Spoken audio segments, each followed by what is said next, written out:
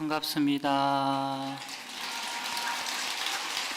오늘은 화엄살림 12일째로 제가 맡은 부분은 오전에는 제16권 15 10주품과 오후에는 제17권 16범행품입니다.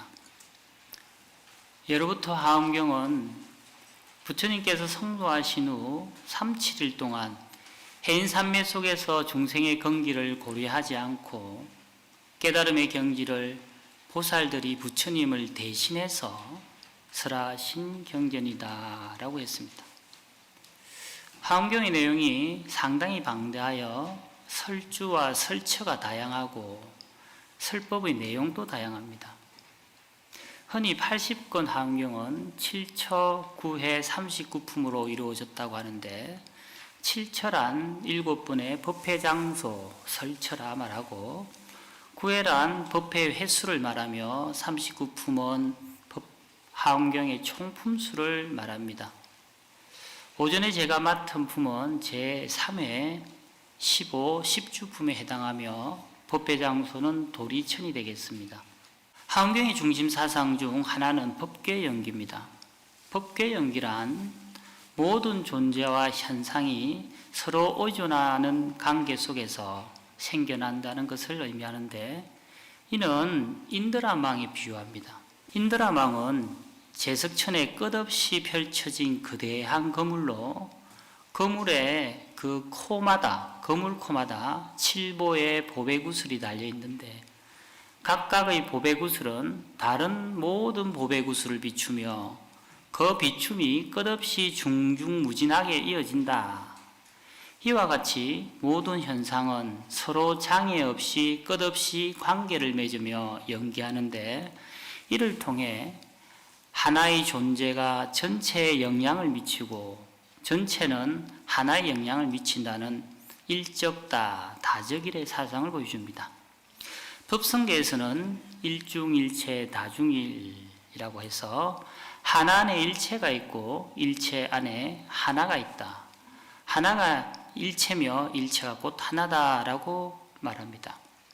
즉 어떤 존재도 독립적으로 존재할 수 없으며 모든 존재는 서로 얽히고 설켜 상호작용한다 라는 뜻을 내포하죠. 이를 쉽게 이해하기 위해 바닷물로 비유를 하는데, 우리가 바닷물을 모두 마셔야 그 맛을 알 수 있는 것이 아니라 한 방울만 맛보아도 바다 전체의 짠맛을 알 수 있듯이, 화엄경도 그 방대한 분량과 심오한 내용을 모두 섭렵하지 않더라도 그 일부분만이라도 이해한다면 화엄경의 본질적인 가르침을 체득할 수 있다. 그러므로 오늘 하는 이 한 품이라도 깊이 공부하고 실천함으로써 화엄의 진리를 체득하시기 바랍니다. 10주품은 화엄경에서 매우 중요한 위치를 차지하고 있는 내용으로 보살의 수행 과정을 체계적으로 설명한 부분입니다. 이 품은 보살이 깨달음을 향해 나가는 52위의 수행 계위 중 10신위를 지나 제11위에서 제20위까지 해당하는 10주를 상세히 다루고 있습니다. 쉽게 말해서 보살이 부처님의 집에 머무르면 주하면 어떠한 마음가짐으로 수행해야 하는지를 10가지 단계로 설명한 가르침이다 라고 생각하면 되겠습니다. 여기서 10주의 10은 만수를 뜻합니다. 즉 가득 찬 수를 의미합니다. 옛부터 우리나라는 9를, 중국은 10을 강조하여 만수로 여기는 전통이 있어 왔습니다. 예를 들어 꼬리가 9개 달린 여우를 구미호, 여러 겹의 담장으로 둘러싸인 궁궐을 구중궁궐, 여러 번 죽을 고비를 넘기고 살아남을 때 하는 말이 구사일생이라 했습니다. 이러한 표현은 구가 완전함과 충만함을 상징함을 잘 알려주고 있습니다. 반면 중국에서는 10을 조금도 모자람이 없는 완전함, 즉 진리의 법수로 여겨왔습니다. 예를 들어서 우주를 표현할 때 불교에서는 동서남북 사방과 그 사이, 간방, 사유, 그리고 상하를 모두 포함한 모든 방위를 시방이라고 했고, 또한 명리학에서는 천간의 10가지 갑을, 병정, 무기, 경신, 임계를 십간이라고 했습니다. 이 밖에도 불교에서는 시박, 십선 등 많은 용례가 있는데, 이러한 사례들은 중국에서 10이라는 숫자가 우주와 진리의 상징으로 가득함과 완전함의 의미를 담고 있습니다.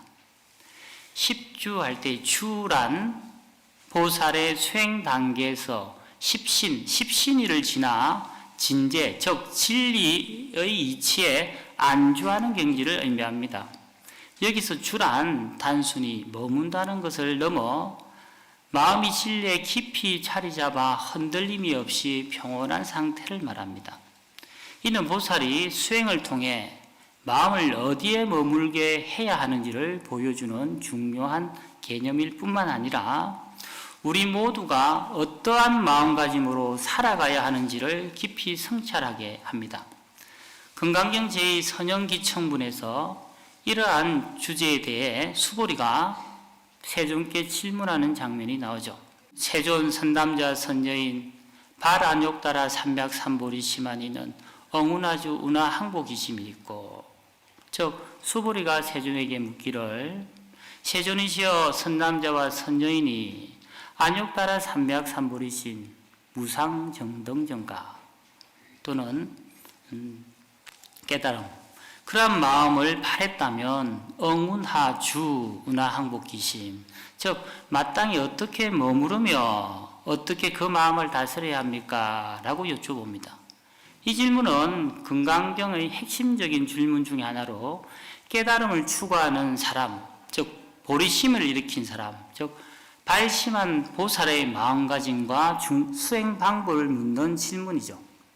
여기서 엉운하주 할 때 주자가 나오죠. 주는 좀 전에 말했듯이 단순히 머문다는 의미가 아니라 마음이 안정되고 깨달음의 상태에 머무는 경지를 뜻합니다.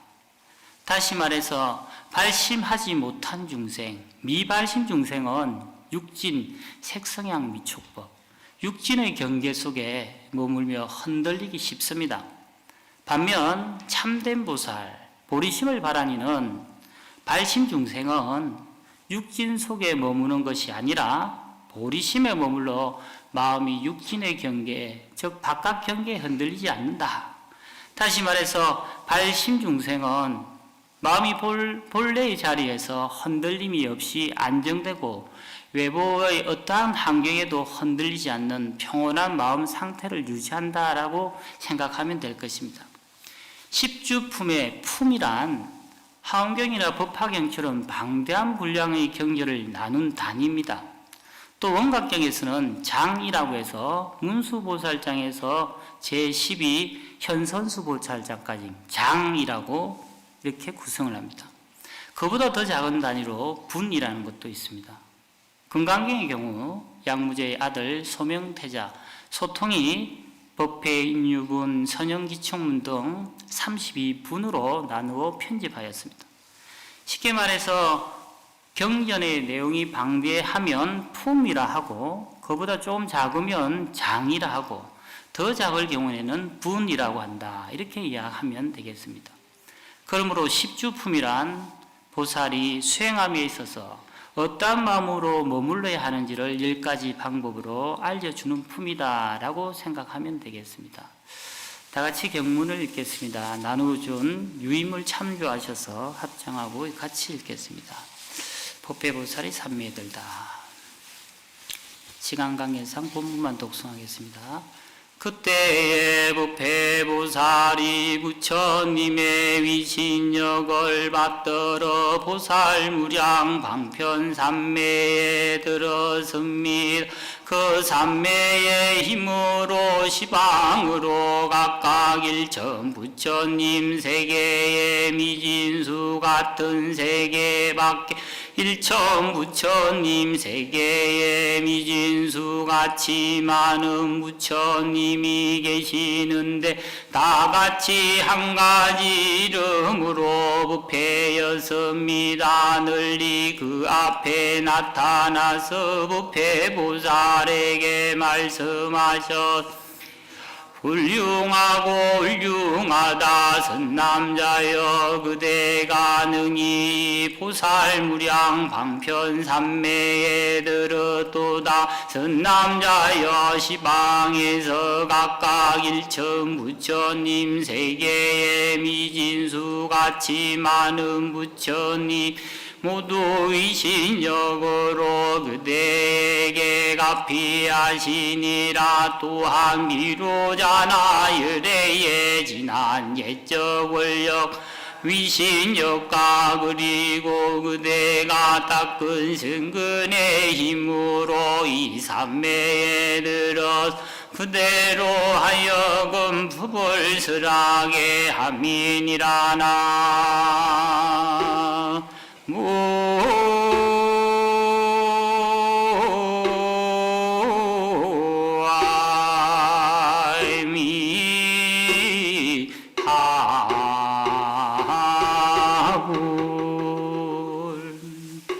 계속해서 경문을 간추려 살펴보면 법회보살이 부처님의 위신력으로 보살무량 방편삼매에 들어갔는데 그 삼매의 힘으로 시방에 한량없는 동명동호 같은 이름과 같은 칭호의 부처님이 나타나시는데 명호가 다 법회이시다, 법회불이다 이 말이죠. 새벽 종성이나 가름시식의 끝부분에 이런 표현이 있죠.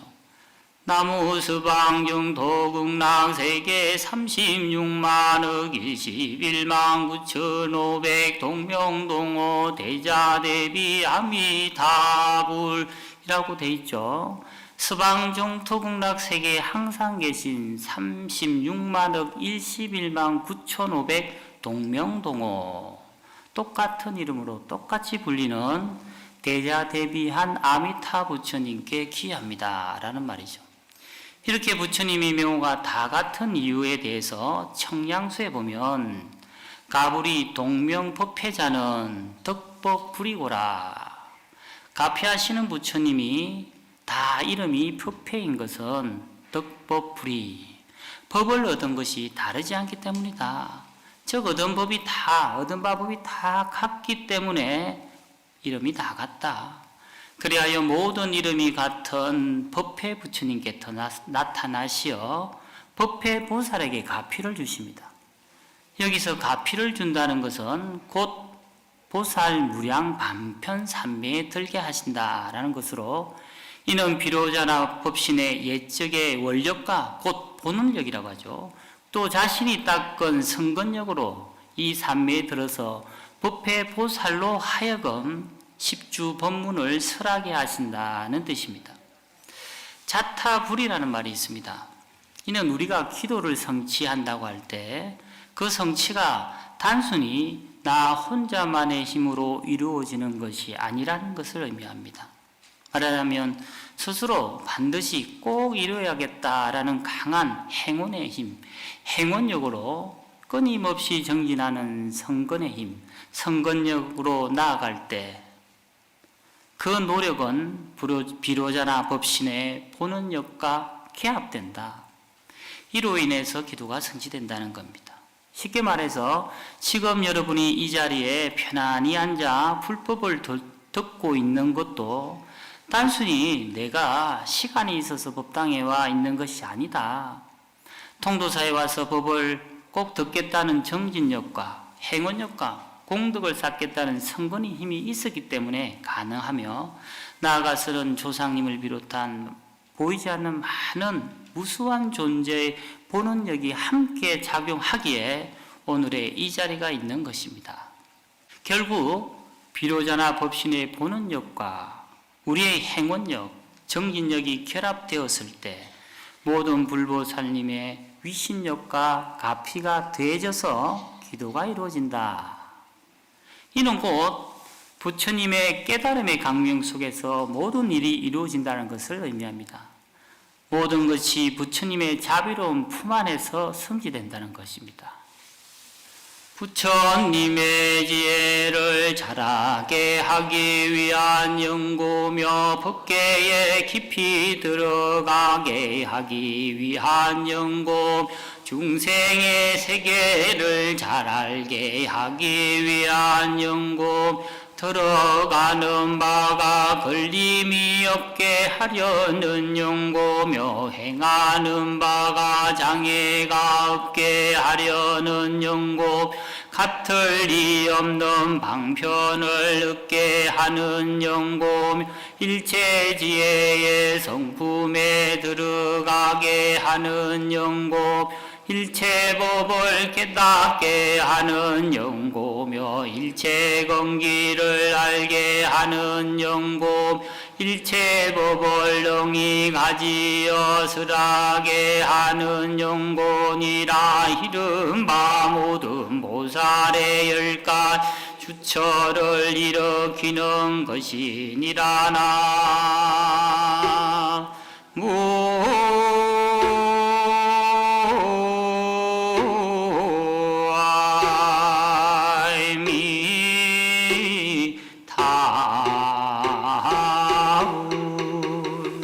계속해서 경문을 간추려 살펴보면 시방에 한량없는 같은 이름의 법회부처님께서 법회불께서 법회보살에게 가피를 주시는 이유, 즉 법문을 설하시는 이유를 10가지로 밝히는 대목입니다.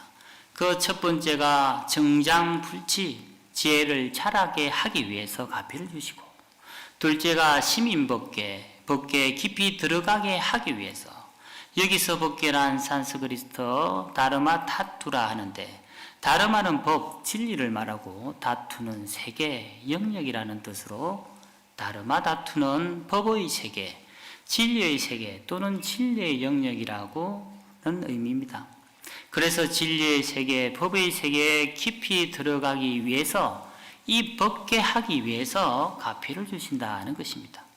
그 다음 세 번째 설료 중생계, 중생의 세계를 잘 알게 하기 위해서, 넷째가 소위 무에 들어가는 바가 걸림이 없게 하려고, 다섯째가 소행 무장애, 행하는 바 장애가 없게 하려고, 여섯째가 덕 무등방편, 같을 리 없는 방편을 얻게 하려고, 일곱째가 입 일체지성, 일체지혜의 성품에 들어가게 하려고, 여덟째가 각 일체법, 모든 법을 깨닫게 하려고, 아홉째가 지 일체건, 모든 건기를 알게 하려고, 열째가 능지설 일체법, 능히 모든 법을 가지어 설하게 하기 위해서, 이렇게 법회부처님께서 법회보살에게 가피를 주시는 이유, 즉 법문을 설하시는 이유를 10가지로 밝혀놓았습니다. 계속 경문을 읽겠습니다. 남자여 그대는 마땅히 부처님의 위신력을 받들어 이 법을 연설할지니라. 이때에 모든 부처님이 법회보살에게 걸림없는 지혜와 집착 없는 지혜와 끊어짐이 없는 지혜, 어리석음이 없는 지혜와 다름이 없는 지혜와 잃어버림이 없는 지혜, 한량 없는 지혜와 이길 수 없는 지혜와 게으름이 없는 지혜와 빼앗을 수 없는 지혜를 주셨으니 무슨 까닭인가. 이 삼매의 힘이라는 법이와 같은 연곤이라. 이때에 모든 부처님이 오른손으로 변시 법회보살의 이 말을 어루만지시니 법회보살이 선정으로부터 일어나서 여러 보살들에게 말하였습니다.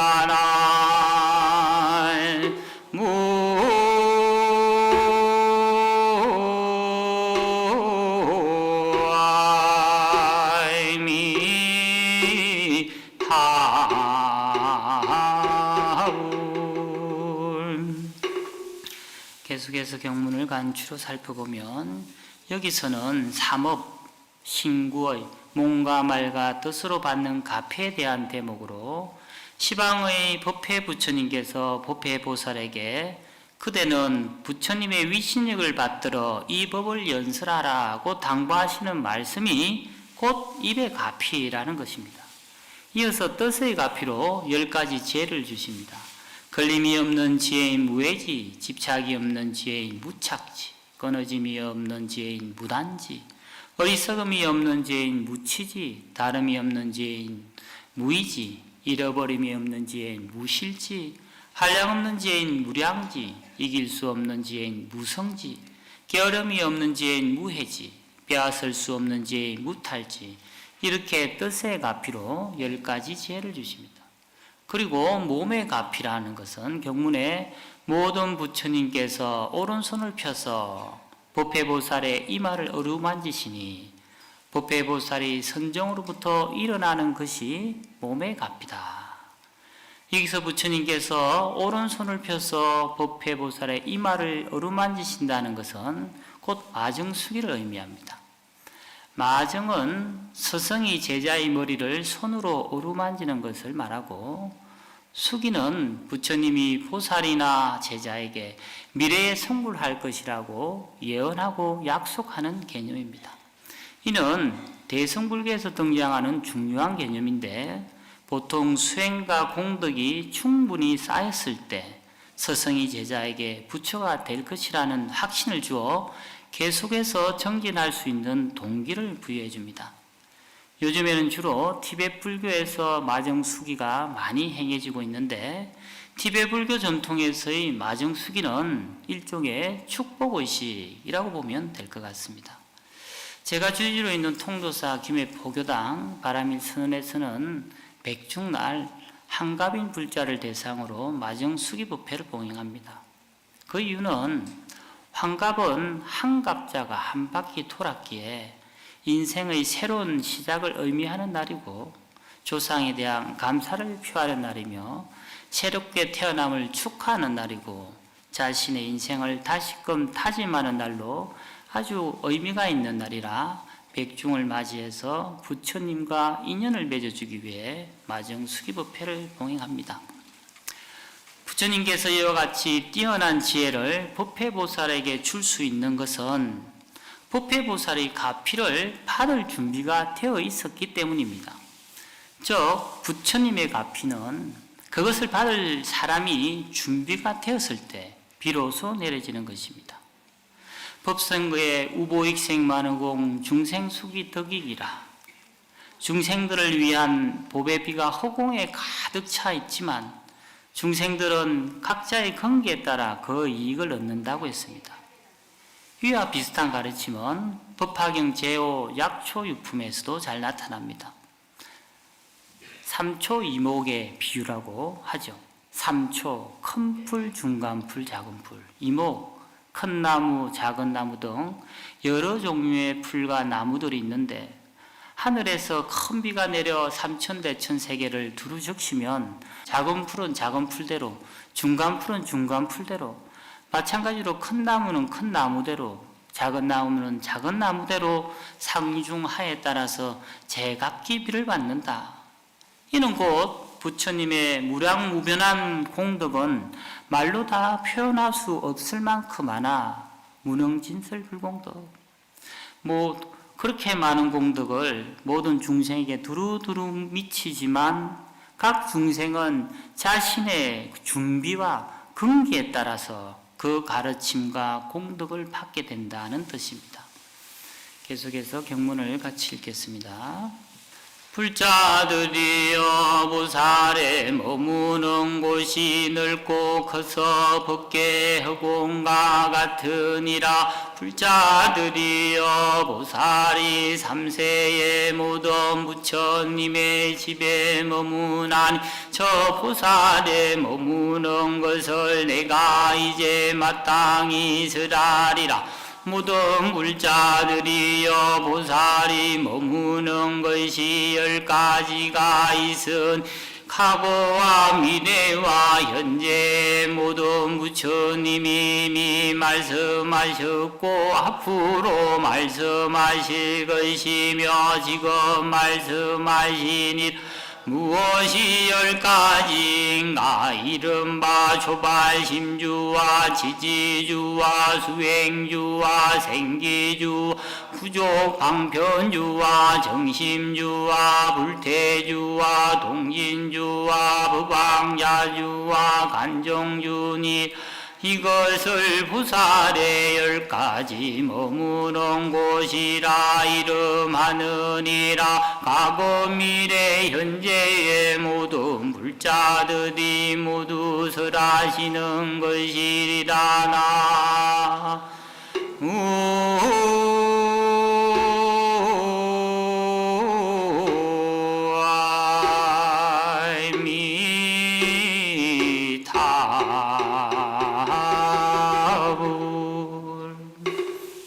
계속해서 경문을 간추려 살펴보면 십주품에서는 보살이 머무는 곳, 즉 주처가 광대하여 법계와 허공계와 같다라 하고 보살은 삼세의 모든 부처님의 집에 머문다고 설하고 있습니다.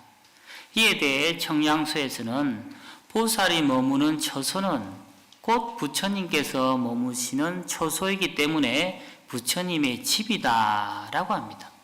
나아가 부처님의 집이란 바로 대보리심, 큰 보리심을 뜻하며 이는 모든 부처님이 그 안에서, 곧 집 안에서 머물러 보살을 출생시키는 근본이 된다고 했습니다. 그러므로 보살이 살아가는 삶은 언제나 부처님의 품 안을 떠나지 않고 이루어진다고 할 수 있습니다. 그리고는 보살의 수행의 핵심인 10주의 가르침을 10가지로 열거하면서 이 10주법문은 과거, 현재, 미래의 모든 부처님께서 설하시는 가르침이다라고 강조하고 있습니다. 그럼 10주를 10단계로 간략히 설명하겠습니다. 첫 번째가 발심주입니다. 흔히 초발심주라고도 하죠. 보살의 깨달음을 성취하기 위하여 보리심을 처음으로 일으키는 단계로 위로는 깨달음을 구하고 아래로는 중생을 교화하겠다고 하는 그 마음의 자리를 말합니다. 경문에서는 보살이 처음 발심하는 자리에서 발심의 원인이 되는 10가지 법과 발심의 인연 그리고 초발심주에서 닦는 10가지 법이 차례대로 설해집니다. 두 번째가 치지주입니다. 치지주는 발심을 하고 나면 다음에는 자신을 다스릴 실자를 써서 치지주, 자신을 다스리는 단계입니다. 여기서 치지주의 지는 심지, 마음을 말합니다. 마음의 덕을 표현하는 겁니다. 그러므로 치지주는 자신의 마음, 곧 심지를 다스리는 자리로 보살이 중생을 대할 때마다 10가지 십심, 10가지 마음을 내야 된다.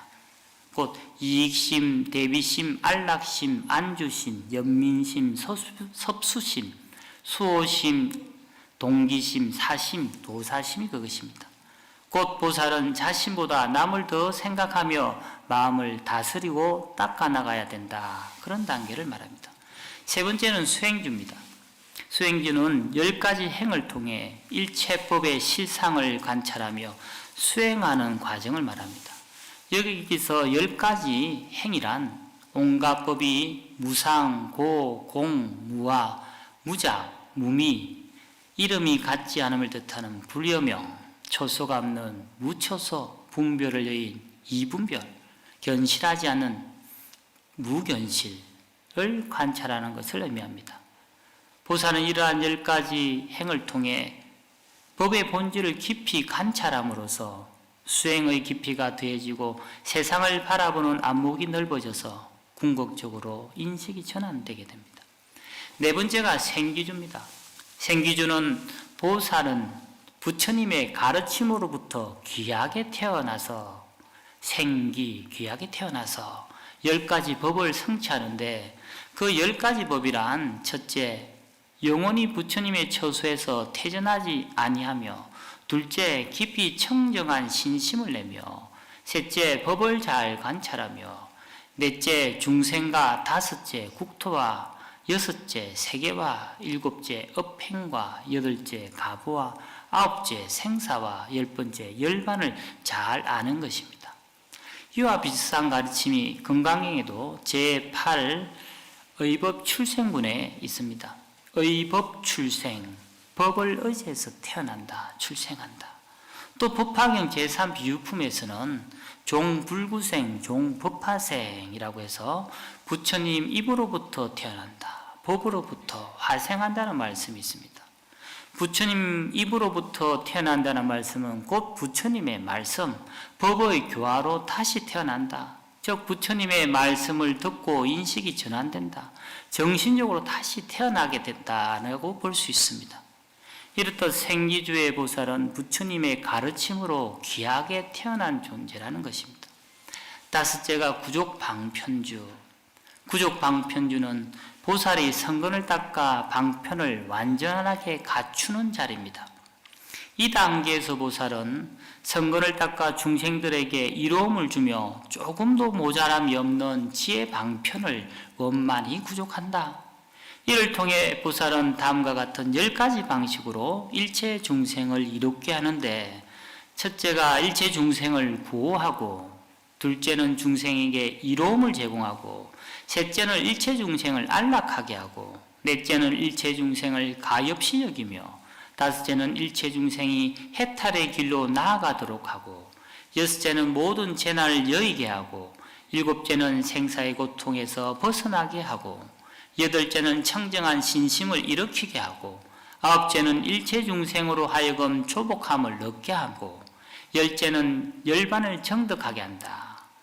이와 같이 보살은 모든 방편으로 중생에게 이익을 베푸고 그들의 해탈과 안락을 위해 끊임없이 노력하는 단계입니다.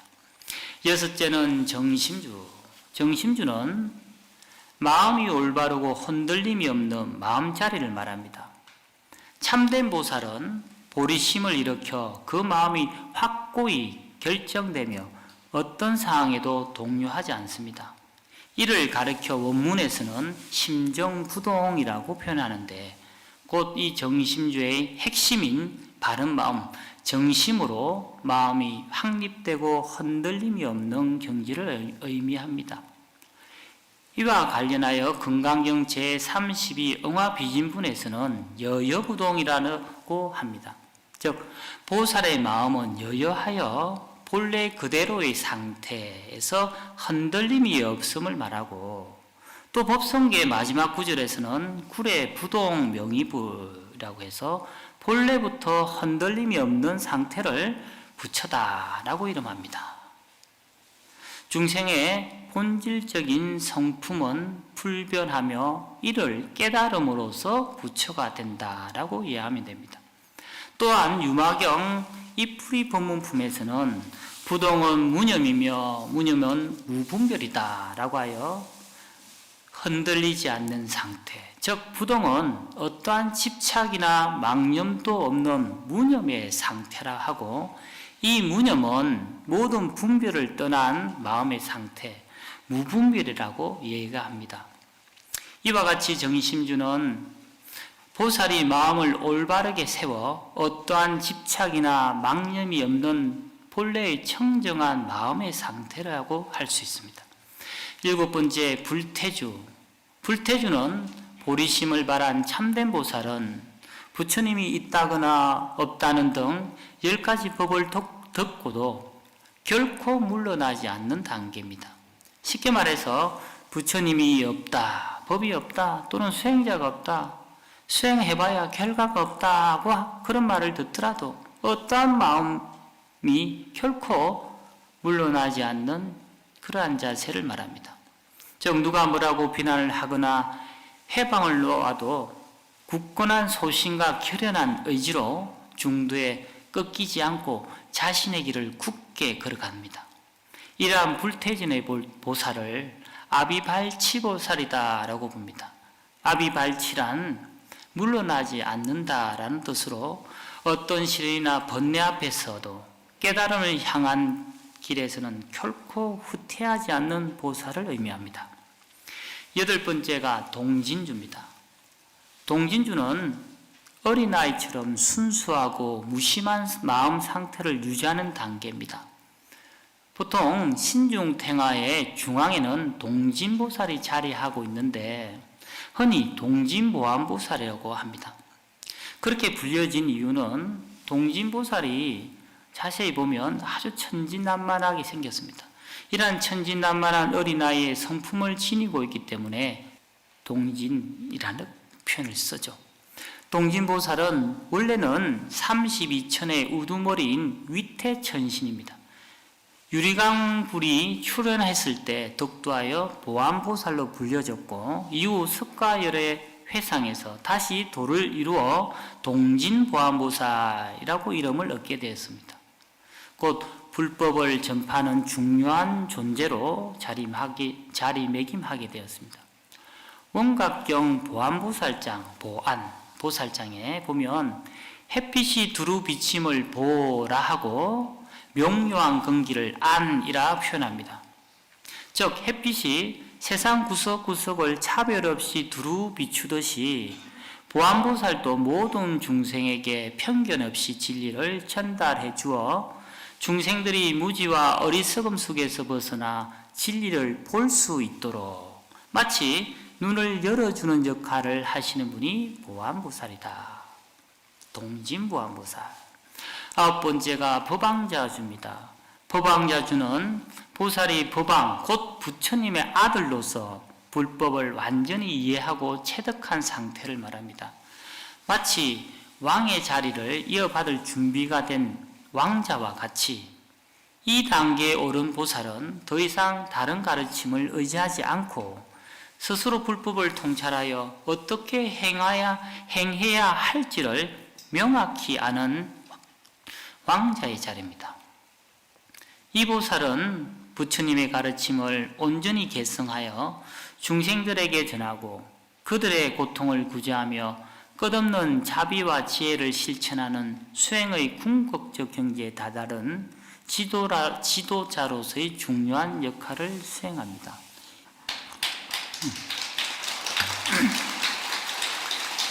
열 번째가 관정주입니다. 관정주는 왕자가 관정식에서 왕위에 침하는 것과 같이 보살이 10가지 지혜, 즉 일체 종지를 얻어 주의 최고의 자리에 앉는 단계입니다. 여기서 관정주의 관정은 산스크리트어로 비세타에서 유래된 개념인데 고대 인도의 왕위 계승 의식에서 사해, 동서남북의 바다, 사해의 물을 합하여 왕자의 정수리에 붓는 관정식을 거행했는데 이는 왕이 사해를 다스릴 권위를 부여받았음을 상징하는 의례입니다. 마찬가지로 관정주는 보살이 수행을 통해 십주의 최고 자리에 오른 상태를 의미합니다. 이는 보살로서 모든 덕목을 갖추고 지혜와 자비를 구현하는 단계라 할 수 있습니다. 이렇게 십주의 단계를 모두 설명했습니다. 여시 십주 제보살이 개종열의 법화생이라 수기 소유 공덕행하야 일체 전임 망능척이로다나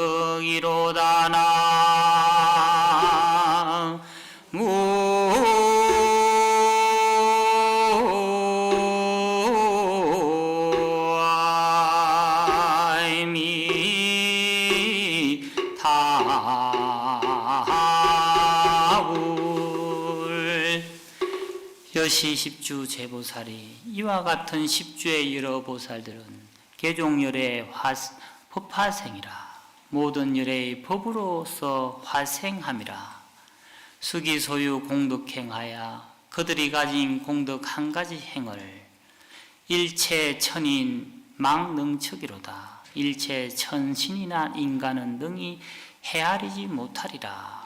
십주품은 보살이 깨달음을 향해 나아가는 52위의 수행계위 중 제11위에서 20위에 해당하는 품으로 보살이 부처님의 집에 머무르며 어떠한 마음가짐으로 수행해야 하는지에 대해 10가지로 설명합니다. 즉 발심주부터 관정주까지의 단계를 법회보살이 부처님의 위신력을 받아서 보살 무량 방편삼매에 들어 구체적으로 알려주고 계십니다. 보살이 머무는 처소, 즉 주처는 부처님의 집이며 그 집은 대보리심을 의미합니다. 우리는 모두 부처님의 자식, 풀자이므로 항상 부처님의 품 안에서 머물며 항상 부처님의 품 안에서 보리심을 일으키고 부처님의 품 안에서 모든 것이 이루어집니다. 이렇게 부처님의 품 안에서 우리가 어떻게 살아가야 하는지를 이 십주법에서 잘 설명하고 있습니다. 이렇게 오전 본문은 모두 마치겠습니다. 합장하시고 간절히 기도합시다. 간절하면 통합니다. 간절하면 이루어집니다. 나무관세음보살.